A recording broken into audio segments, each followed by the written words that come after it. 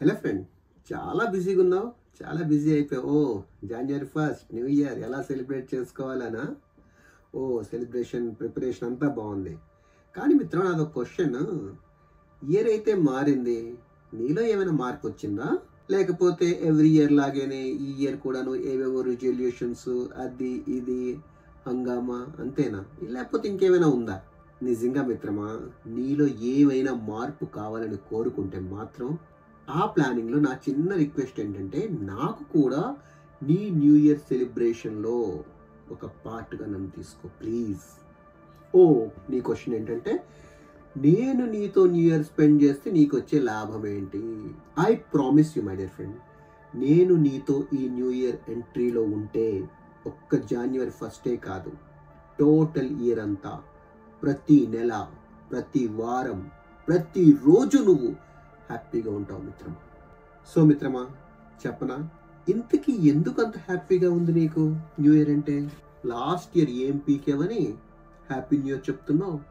ప్రతి సంవత్సరం లాగే ఈ సంవత్సరం కూడా వేస్ట్ చేసి అనుకున్న ఏ ఒక్క ప్రామిస్ కూడా ఫుల్ఫిల్ చేయకుండా హ్యాపీ న్యూ ఇయర్ అనే రైట్స్ నీకెవరు ఇచ్చారు? సీరియస్గా చూడకు, ఆ ఫేస్ అలా పెట్టకు. నీ న్యూ ఇయర్ సెలబ్రేషన్ వద్దని నేను చెప్పట్లేదు, కానీ ఒక్కసారి ఆలోచించు. ఒక్క 2 days మనం ఎక్కడికైనా ప్రయాణం చేస్తే అంత ప్లానింగ్ చేసుకుంటామే, టికెట్స్ ఎక్కడ తీయాలి, ఏం చెయ్యాలి, ఏమేం పట్టుకోవాలని. అలాంటిది 1 year జర్నీ నువ్వు చేయబోతున్నావు అంటే ఎంత ప్రిపరేషన్, ఎంత ప్లానింగ్ ఉండాలి చెప్పు మిత్రమా. ఈ క్వశ్చన్ నేను అడిగితే ఇప్పుడు ఏవేవో పెద్ద పెద్ద మాటలు నువ్వు మాట్లాడతావు. ప్లీజ్ ఆ మాటలు మాట్లాడకు. లాస్ట్ ఇయర్ Jan 1st కూడా ఎన్నో చెప్పావు, నాకు అసలు నీ మాటల మీద నమ్మకమే పోయింది. అందుకే ఇంకా ఎక్కువ చెప్పకు ప్లీజ్. నా క్వశ్చన్ ఏంటంటే, నువ్వు నాకు ఇచ్చిన ఒక్క మాట కూడా నిలబెట్టుకోలేవా? అసలు నీకు కనీసం సిగ్గులేదా?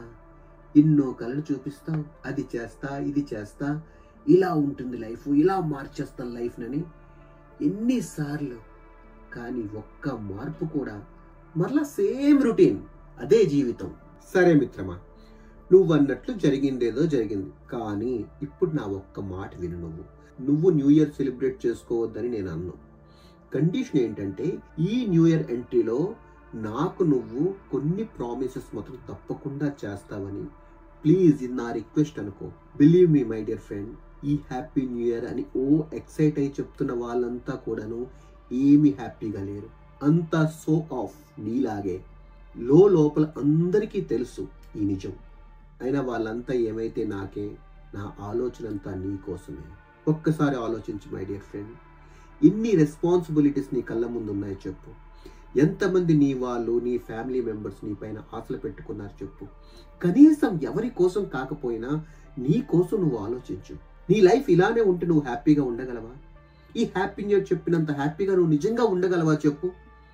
ఎందుకంటే నాకు తెలుసు, నీకు మారాలని ఉంది, ఏదో సాధించాలని ఉంది, బట్ నువ్వు చేయలేకపోతున్నావు.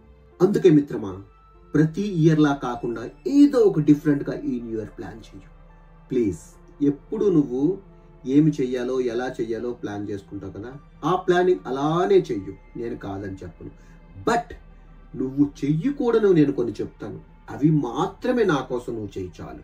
ఫస్ట్ ఆఫ్ ఆల్, నేను నీకు ప్రామిస్ చేసేది ఏంటంటే, నేను చెప్పినవి నువ్వు ఫాలో అయిన తరువాత కూడా నీ లైఫ్ మారకపోతే నీకు ఎప్పుడూ నేను ఇంకా నిందించను. ఇన్ని సంవత్సరాలు నువ్వు అనుకున్నట్లు, నీకు నచ్చినట్టు చేసావు కదా.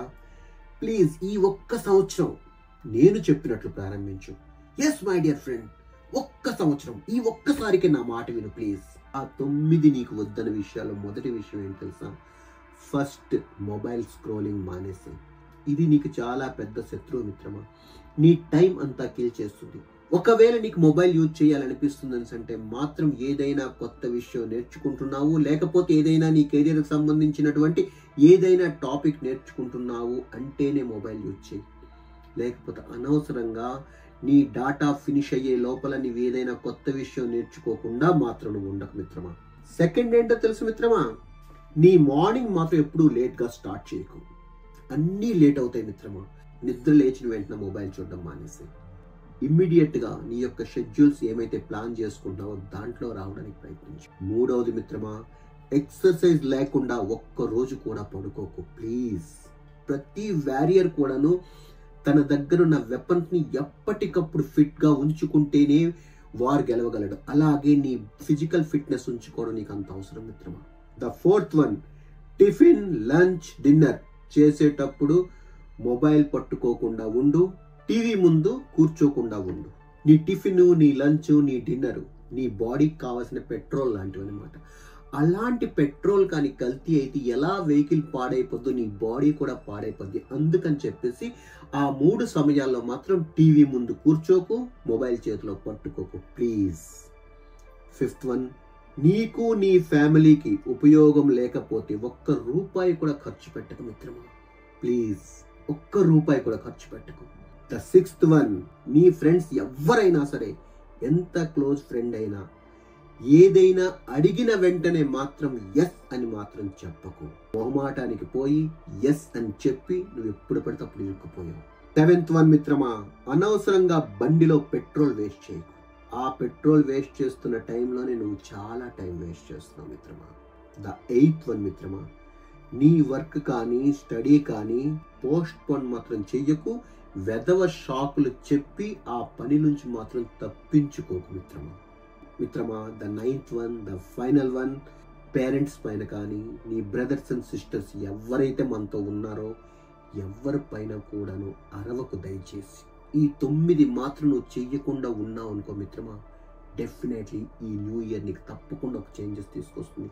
ఎలా అయితే ఈ starting happy new year happy new year happy new year అని చెప్తున్నావో, మరలా వచ్చే డిసెంబర్ 31st కూడాను ఇంతకన్నా హ్యాపీగా, ఇంతకన్నా ఉన్నతమైన స్థితిలో నువ్వు హ్యాపీ న్యూ ఇయర్ చెప్పగలగాలి. కాస్త నా మాటలు నీకు కఠినంగా అనిపించవచ్చు కానీ మిత్రమా, నీ కోసం నాకన్నా ఈ ప్రపంచంలో ఎవ్వరికీ తెలియదు. అందుకని చెప్పి నీతో మనసు విప్పి మాట్లాడాలనిపించింది. నువ్వు ఇలా రోజు రోజుకి దిగజారిపోతున్నావు. నీ చుట్టూ ఉన్నవారు నీతో నవ్వుతూ సరదాగా కనిపిస్తున్నారు, కానీ నీ వెనక వాళ్ళు ఆడుకున్న మాటలు నాకు తెలుసు మిత్రమా. అందుకే నీతో మాట్లాడాలనిపించింది, ఈ విషయం నీకు చెప్పాలనిపించింది. ఇక నీ ఇష్టం. ఓ సారీ ఫ్రెండ్, నేనెవరో నీకు చెప్పకుండా ఇవన్నీ చెప్పేశాను కదా. నేనెవరో కాదు మిత్రమా, అందరూ నీకు ఎప్పుడు చెప్తుంటారు కదా, నీ శ్రేయోభిలాషులు, నీ పెద్దలు, నీ టీచర్స్. ఒక్కసారి నిన్ను నువ్వు ప్రశ్నించుకుంటుంటారు కదా, ఆ నిన్ను ప్రశ్నించే నువ్వు నేనే మిత్రమా. Thank you very much. Wish you A happy new year my dear friend.